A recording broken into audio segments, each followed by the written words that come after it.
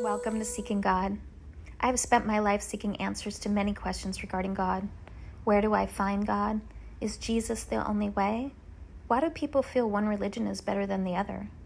Why do we focus so much on these differences? What about the golden rule? And loving thy neighbor.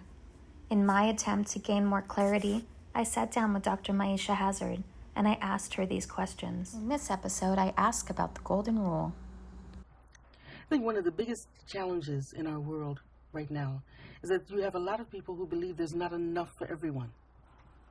And when there is the perception of not enoughness, then people begin to think from a very inward, selfish, isolated, insular way. When there is a lot of prosperity and it seems and people are looking around the world and they really see there really is enough food for everyone. There really is.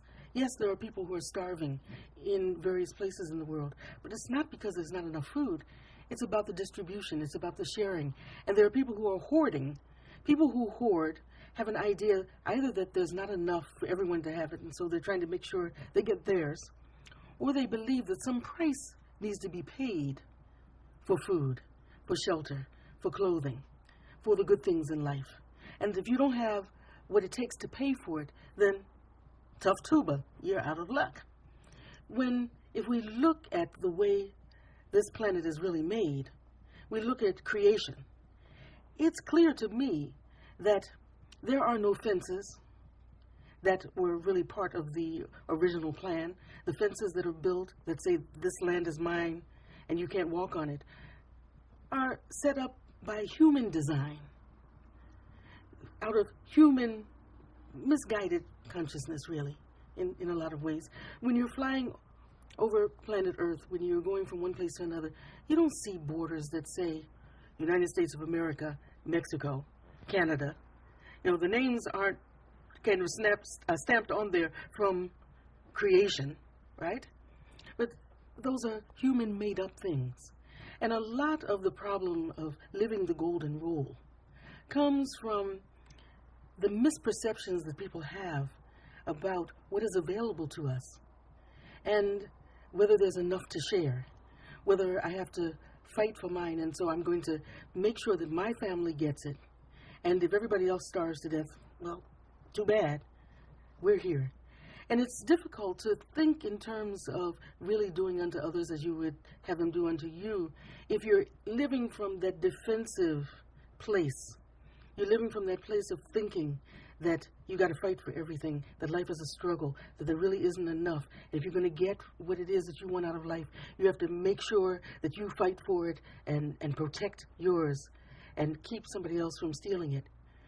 When we finally get to the point where we do understand that it wasn't that long ago when human beings were wandering on the planet, nomadic people, and if you got to a place that was beautiful, that seemed to have a lot of food, you said, oh, I think we'll stop here. And you found a way to build a shelter, or you found a cave to live in. If there was mud, you made it out of mud. If there were rocks, you made the house out of rocks. Or wood, whatever the substances were, because they're here in nature as part of creation. If you look around, the food is growing on the vines and on the trees. The little four-legged ones are running, and the swishers are in the ocean and the rivers, and it's there. It's human beings who made the rule that you can't take oranges off of my tree. That's my tree. That's not part of the divine design. There are no fences that say, okay, I'm putting you here, and only your people can have this banana, these tomatoes, these potatoes, the chickens or whatever the flying fowl might be there.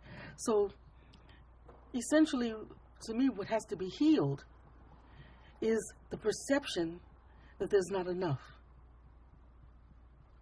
If you look around the world, you'll see that even with 7 billion people on the planet, there are still large expanses of land where people don't live. There's enough land. There's enough creativity that we have and intelligence as human beings to come up with ways to ensure that everyone has what everyone needs.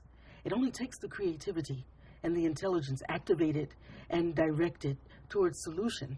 for us to come up with one. One of the things that I have found through the years is that if you can work with someone who thinks that you are their enemy, in the midst of what appears to be a tragic situation, when we watch the suffering of another human being, our empathy emerges. We suddenly, in those moments of empathic experience, recognize that that individual is the same as I am. And we realize that they cry over the same things that I cry over. They're hurt by the same things that I'm hurt from. We suddenly identify with one another. In neuroscience, there is something that has emerged called mirror neurons.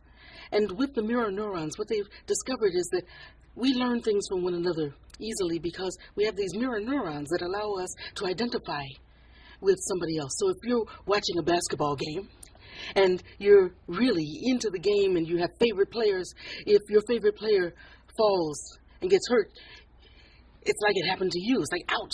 You know, if you have a friend and they stub their toe, if that's ever happened to you, and you go ouch for them because that's somebody you identify with. That's somebody you recognize that if I had hit my foot on that same chair, it would hurt me.